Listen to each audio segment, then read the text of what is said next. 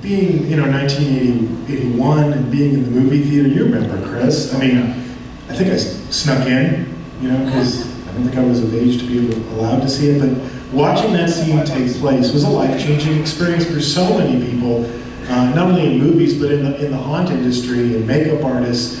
It was just, how is this possible? You would sit there in just awe. And these days we all, a lot of you guys grew up in the era of computer animation. You have to think about how you physically did this before there was computer animation. I think it was huge on the film industry as well, because the Academy created that was a category. It was so impressive that the Academy created the makeup category. Yes, I think Rick has 7. Yes, 7. Yeah. 7 Oscars. That's bullshit.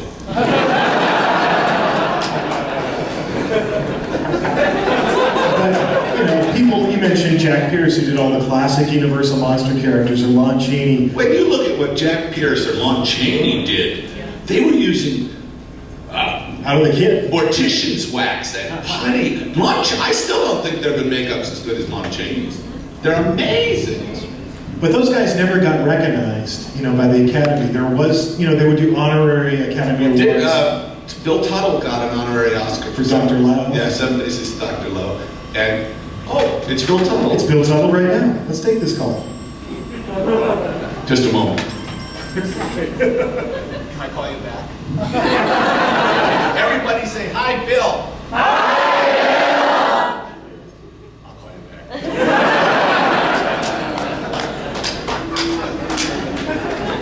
And Dick eventually got one as an honorary Oscar for all his work. But Dick Smith was, just passed away. Dick Smith just passed, but you know what he did that was amazing? Dick Smith, you know him, The Exorcist, The Godfather, Amadeus, Little Big Man. But the thing that Dick Smith did that was so remarkable, makeup artists always kept secrets. It was always like proprietary. They didn't want you to know how it was done. And so the union had a lot to do with jobs. And then Dick Smith, from the beginning, people would write to him and say, how did you do that? He'd go, oh, well, this is how I did it. And he was totally generous. He wrote a book. Yeah. He wrote a book about how to do makeup for kids, how to do things. And totally open. And there's so many makeup artists. Tom Savini from Pittsburgh, and Ricky Baker, and many guys. Who Dick Smith was totally open. He really changed the field. He was amazing. Yeah, I actually had a Dick Smith monster makeup kit. I did too. Like 12. Yeah. I had the book too. Best Christmas gift I ever received, actually. You were probably way better at it than I was. Everything I did looked like Phyllis Diller.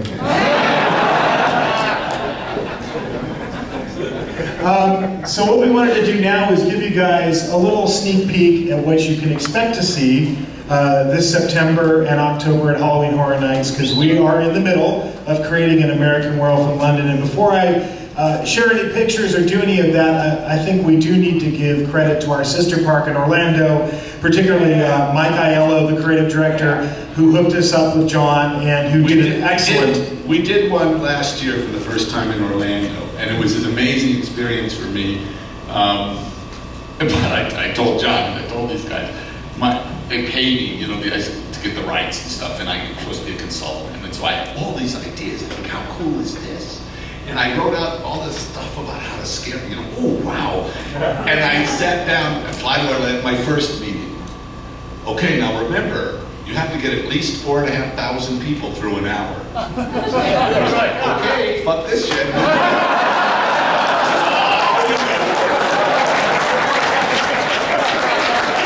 We're doing 2,000, so.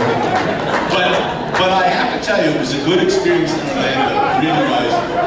Did you see those pieces of people getting scared by shit? Yeah, that's all footage from Orlando. That's all footage from Orlando. What was amazing, too, was I didn't realize people fall down. Oh, yeah. They crawl, they weep, Also, they went to so much trouble. And here, they're even more elaborate. Here they're doing, Orlando, they have the puppets and masks. Here he's doing prosthetic makeups on these guys. We can show you some of that. I was going to say, and they go in great detail. The copies, I'll show you stuff, the copy stuff and on the stage, and I hope it's as, they're building it now, but the sound was fantastic in Orlando. They got all they went to London, went to Twickenham, and got all the original tracks. And well, thank you for doing the Blu-ray, because I've looked into this before, and the sound department was like, "You want what?"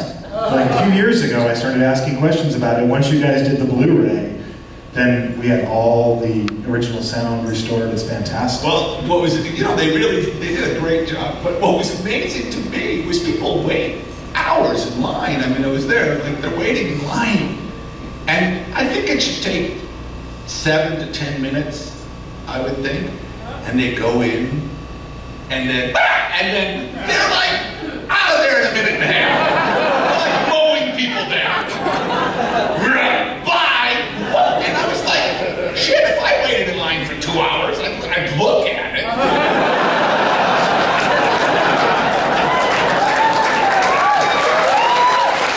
Well, we want you to look at it. I mean, we worked all year on this. Show them what you do. Yeah, let's show, we're going to share a few behind-the-scenes stills. Obviously, this particular attraction is in progress. It's being built as we speak. So let's start with the slaughtered lamb. Obviously, the slaughtered lamb. If you're going to do American Werewolf in London, the slaughtered lamb has to be the facade. And we're building this right now. This is actually a few weeks old. It's probably progressed since the last time I took this picture, but you're going to get to go inside the slaughtered lamb. Chris is our art director, production designer. You can talk a little bit about the challenge of creating this set. Yeah, this is a couple weeks ago, so we're further along in here actually. But our typical drill and what we do in Hollywood, we're trying to redesign all the sets identical as best as we can from the film. So we're pulling a lot of screen grabs and doing a lot of studying. My set designers and dressers as well are really studying the film to really nail this back in the early 80s. So we're bringing it right back to life with all the details. So you guys are going to love it. And then, when you talk about American Werewolf in London, you got to talk about the nightmare sequences. And perhaps my favorite is this one. And you know the scene. You guys have seen the scene in American Werewolf in London where poor David. Who has not seen the movie? Because I'll sell you some DVDs. He's got a whole duffel bag of them in the back. We're gonna. My favorite thing that happened in Orlando were the people who saw the movie were scared but also excited because it's and people who didn't see the movie were like, what the fuck? I mean, they really were baffled by something. It was like, that really scared me, but why?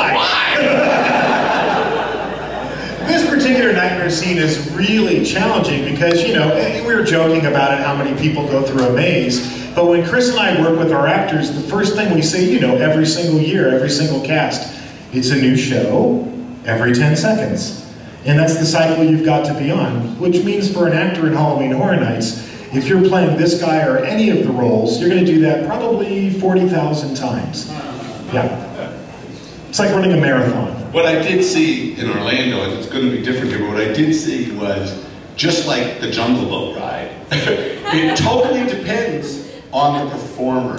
Yeah. It really doesn't, all the elaborate work you go to, it's all down to the performer. So if someone's half-assed or tired or low energy, it makes a difference. Well, that's why. So that's why he has a cattle prod. It's just like Coney Island in the old days, I have a Wolfman cane, actually. Does a lot more damage than a cattle prod. This particular scene, there we go. So obviously, that's your set. Are you that's yours? Oh yes, yeah. No, that's my living room. I'm really into the film. I had my interior decorator redesign the whole house. But no, that's the set. We just took a picture of the set. It's in progress right now.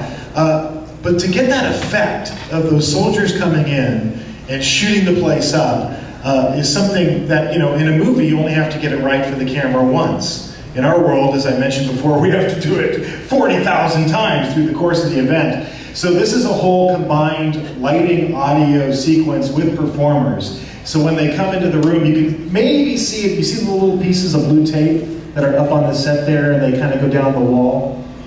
You marked all those. Tell them what the blue tape is for. Those are bullet hits, actually, from the soldiers' machine guns. So how this all works, it's all designed to be a programmed audio lighting sequence. So all 4 of these guys, when they come into the room and they start shooting up the place and their guns are going to flash and everything, you're going to see the bullet hits go throughout the room. Or we'll use real machine guns. We haven't decided. That would be scary. And of course, another one of my favorite scenes is the subway station. And you had when we met, John, you had a very specific note for Chris. And if you look at the picture, you wanted it to feel like you were in the subway. You wanted that curved ceiling. Yes, and we did. We created that going into the subway, actually. We've got curved ceilings going through that set. And since we're in a subway, we had to do... I feel like I'm playing a video game. There we go. Yeah. We figured we might as well build a subway car. You can talk about this. Yeah, so we've got, this is all fabricated out of wood. It's been what's called computer cut, actually. We have a computer that actually cuts this. It's a specialized wood as well. So we can really completely nail and recreate something very realistic. Now we're going to talk about the makeup a little bit. So again, we're going to show you a few things that are in progress. Poor Jack. Poor Jack, as he goes through the film, you know, he gets, right out of the gate, he gets mauled to death by a werewolf, but then he slowly starts to disintegrate every time you see him. And what was your, by the way, you wrote the script, what was your inspiration for that? I just made it up. I just thought if you're dead and you're the undead. And every time you come back, he's not refrigerated.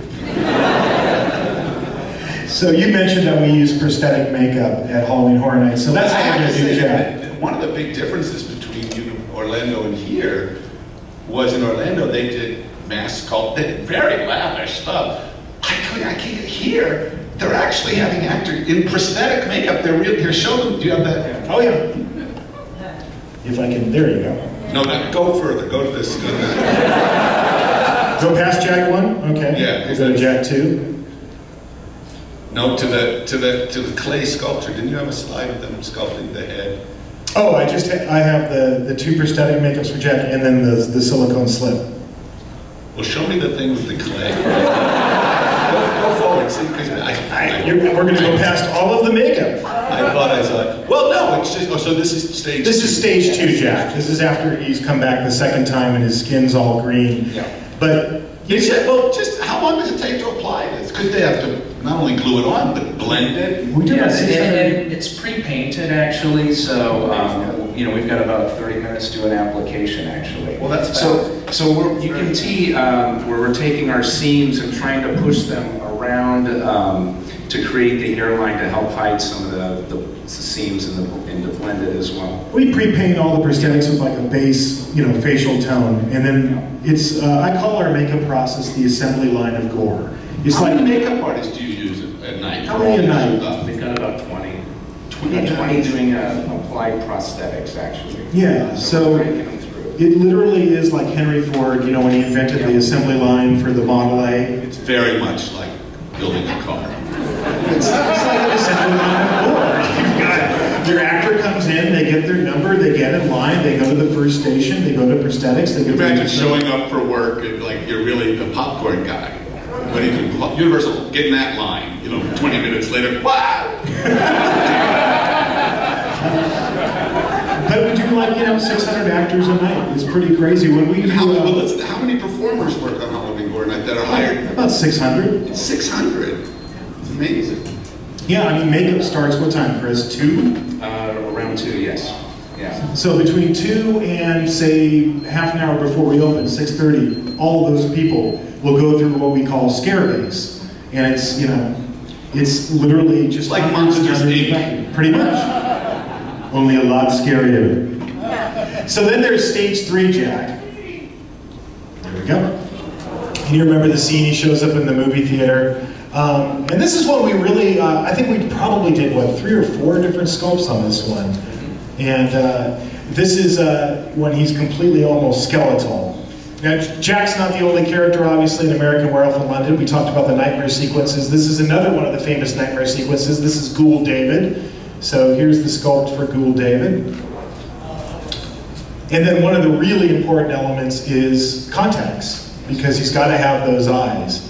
And it's actually a really complicated process for us to do contacts. We just can't simply go, here you go, here's your contacts, put them on. Every single performer has to go to an optometrist. They have to get custom fitted. You use ScareLA lenses, right? The soft ones. Oh, yes. Yeah. Yes, not glass. They had well, I remember on Thriller and we had to use the old-fashioned. Oh, they were horrible. With the glass contacts? Yeah. Oh my gosh. Yes, full eye. So how long was he wearing those on set?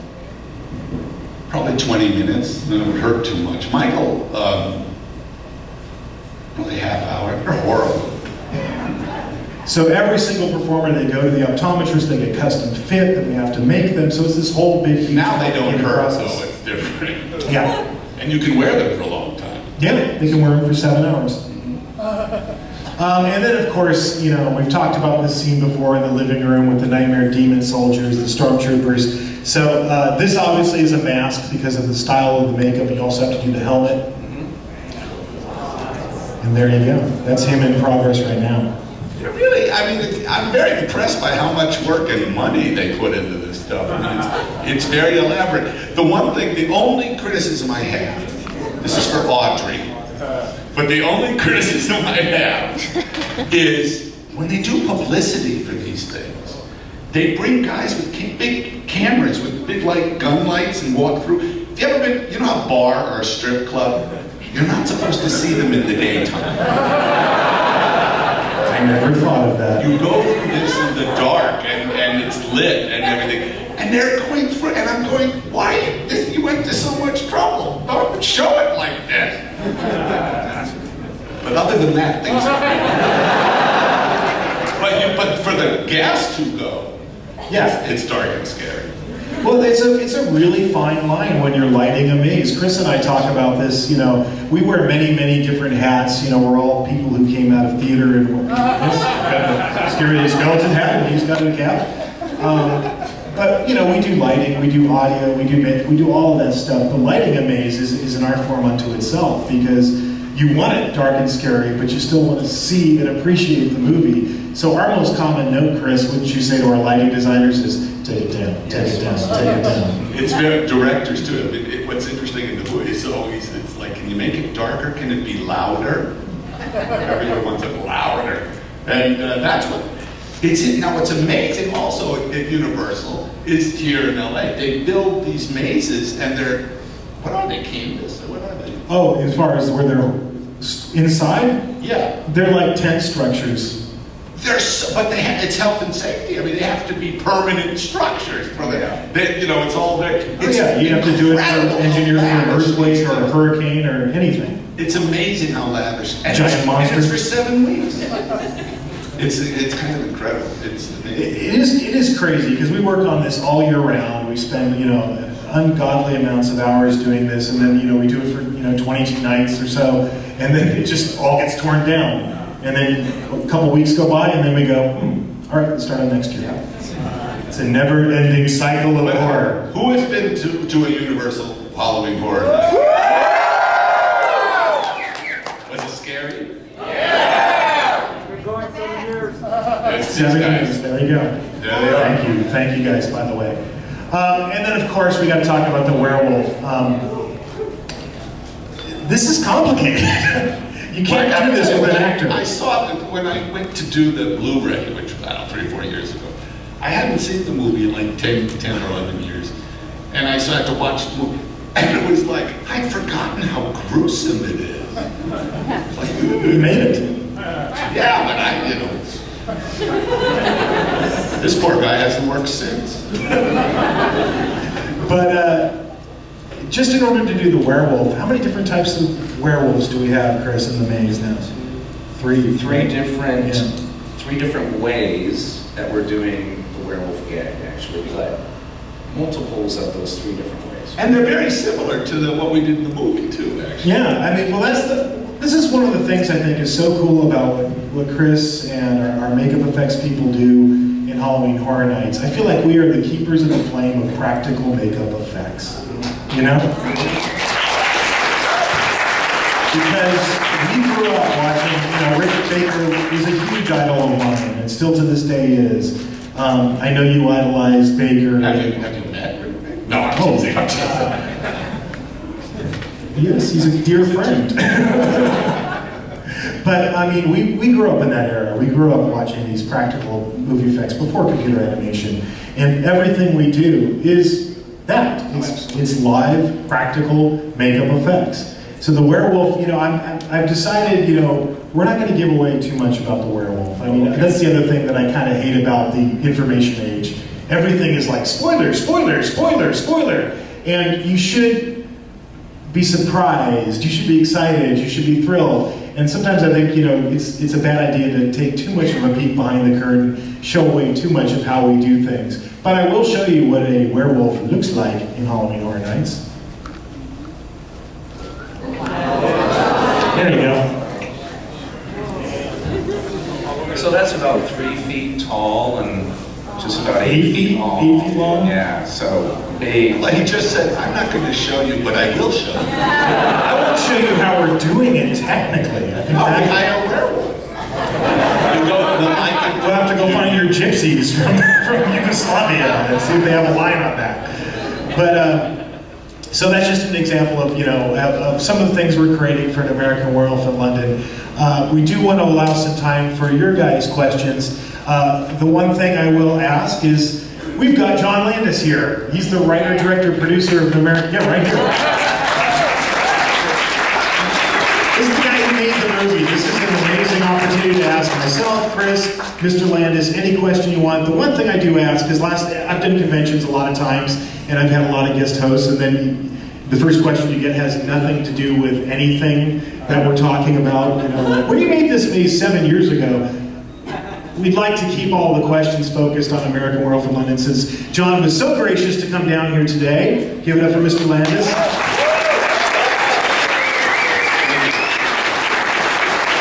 And to spend time with you guys, I just think we should all ask questions about this particular maze and our collaboration on it. Okay. So we'll turn it over to Q&A at this point, and if you've got a question. We have the back there. Okay. Way in the back, stand up. Yeah, stand up if you have a question. There you go. You? Yeah. Use your outdoor voice.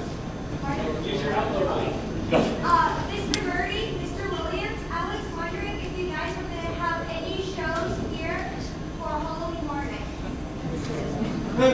If there are shows about American Werewolf in London. No, you can tell them. I mean, they do live shows. They do all, why not? You're here to hype the fucking thing.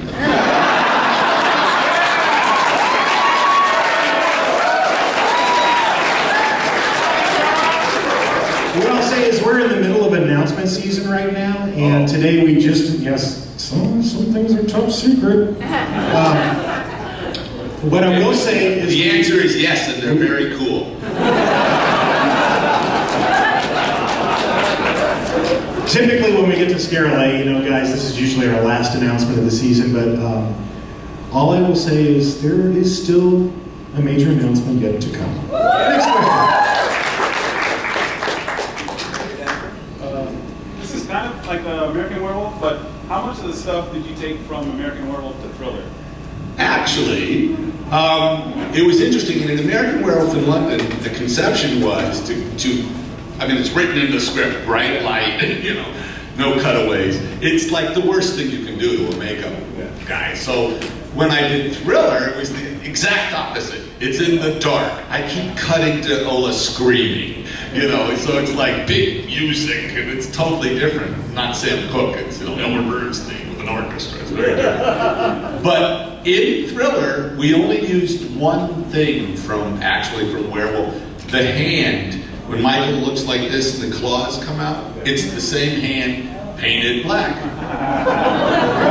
Yeah. I did not know. Because Bob Burns has all the original stuff in his house rotting away. Okay, next question. Right here. I went to Halloween Horror Nights in Florida last year, and it was Alex. That was the best Alex the whole place. Cool. Outstanding. Thank you. Yeah, but I was wondering, are you going to do the movie theater in this? The You know movie what? theater. The answer is yes, but it's a little different. Oh, cool.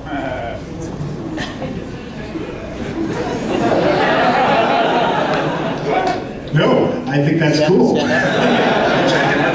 No, I mean, you got to do the movie theater. Absolutely. I mean, that's what's fun about it for, I think, us is we get to go through the movie, and Chris and I go through it over and over and over again, and pick your favorite scenes that you get to bring to life, and that's certainly one of my favorite scenes. That's the only thing in the movie that's different from the script I wrote in 1969. I mean, it's really almost word for word an 18-year-old's.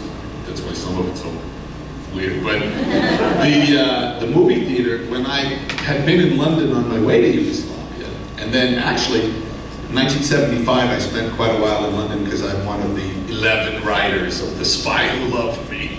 But, so I was, and then I was there again on another job. And in London, used to have what were called cartoon cinemas. And the Arrow Cinema, which is now, that was in Piccadilly Circus, it's now, if you go to Piccadilly Circus, they've changed it. One, it's no longer a circus, and two, the cinema was torn down and it's now The Gap. But that theater was there for many years. There was one on Hyde Park Corner, one on Marble Arch. They were all over the place. There were 15 of them all over London. And they were little movie theaters that showed cartoons and newsreels and commercials. And what they were for is when people went shopping on what they call the high street, big shopping, it was to drop your kids off there. And I loved it because this was, I remember especially in '75, but they showed beautiful 35mm prints of Bugs Bunny, Tex Avery, Bob Clampett, just really good cartoons. And I remember the Brits I was working with thought I was nuts. But this is before home video, and you really couldn't see that stuff. Anyway, so I wrote it, and it was supposed to be a cartoon cinema and a Roadrunner cartoon on the thing, and so with a couple of small children, when he says run away, it's supposed to be like a little girl. And when I came in 1981 back to London, most of them had closed, and the Arrow Cinema was now a porno theater. As it shall be in the maze. Okay, so we got to make see you next time. Cool. Another question? Hi. First of all, I'd just like to say I've been hooked up to this event since 2007, and you guys actually inspired me to become a designer at my college, so I'd like to thank you guys for that. And awesome. Thank you for supporting Halloween. Oh yeah.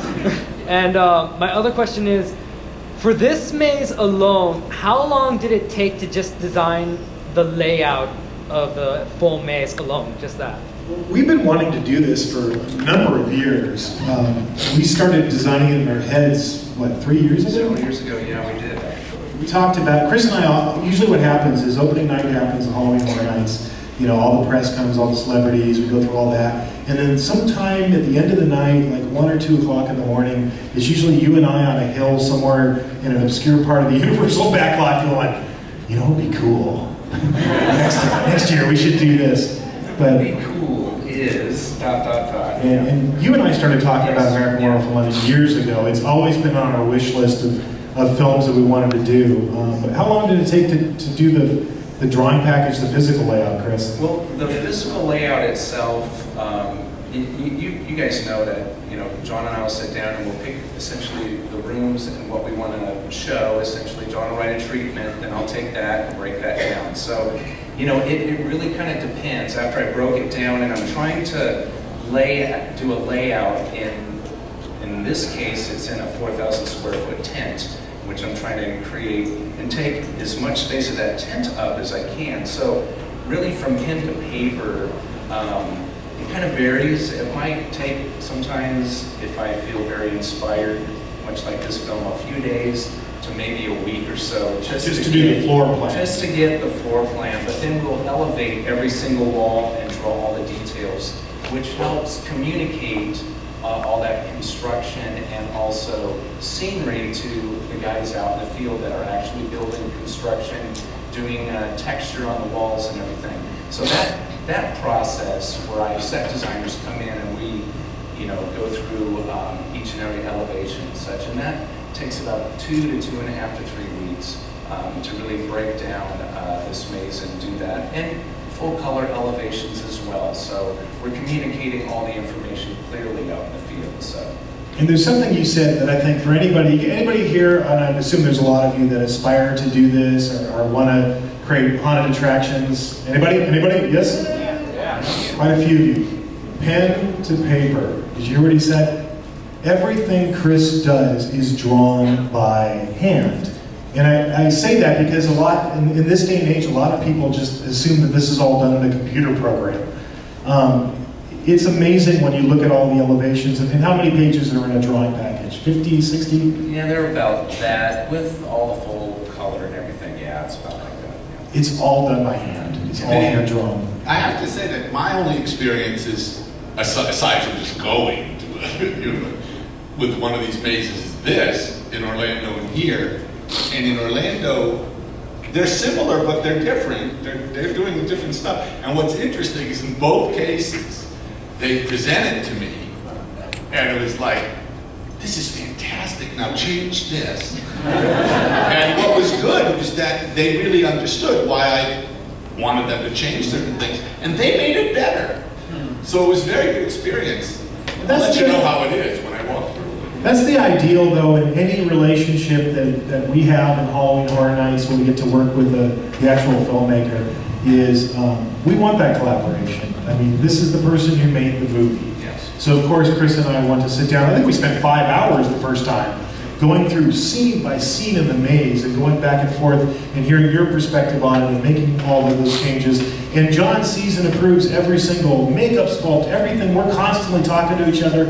We're constantly sending things back and forth because when you're trying to recreate famous horror movies, that's what you want. That is the ideal of our event. And for us, that's the perfect relationship.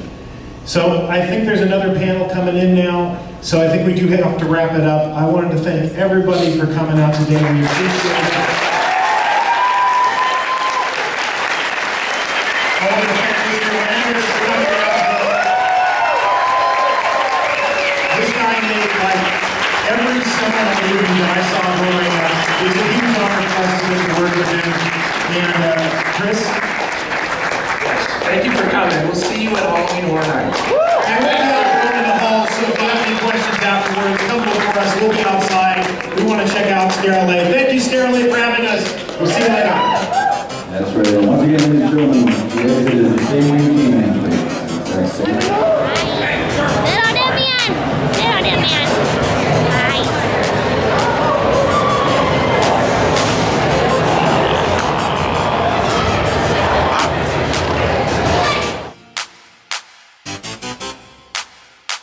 Welcome to ScareLA and Reynolds Advanced Materials booth.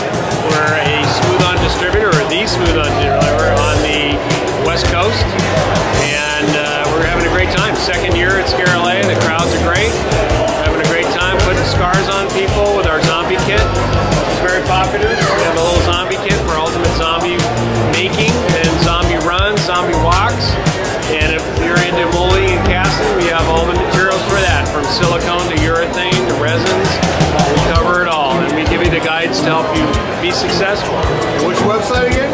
It's www.reynoldsam.com. Right on, man. Thanks, appreciate it. Hey, thanks. Have a good night.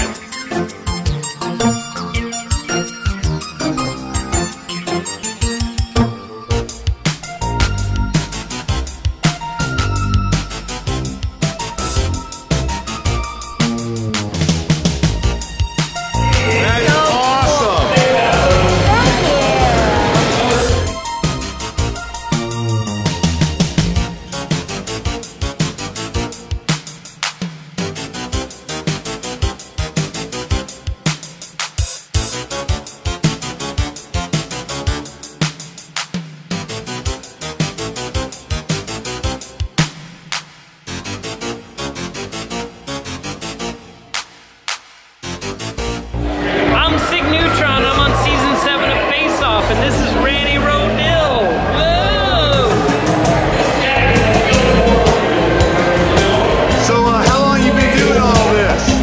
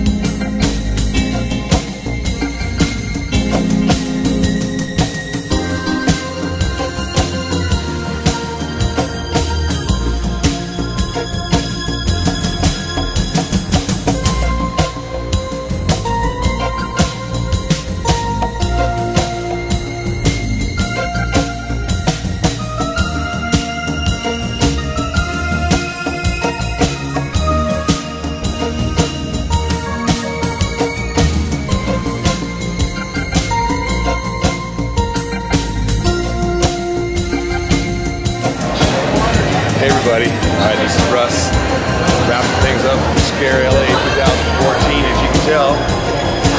Everybody's closing up shop and putting everything away. Pretty crazy. So we hope you had a good time. If there's something you need out there, any questions about the show or about the manor, let me know and we'll get y'all hooked up. All right, take care and we'll see you next year. Adios.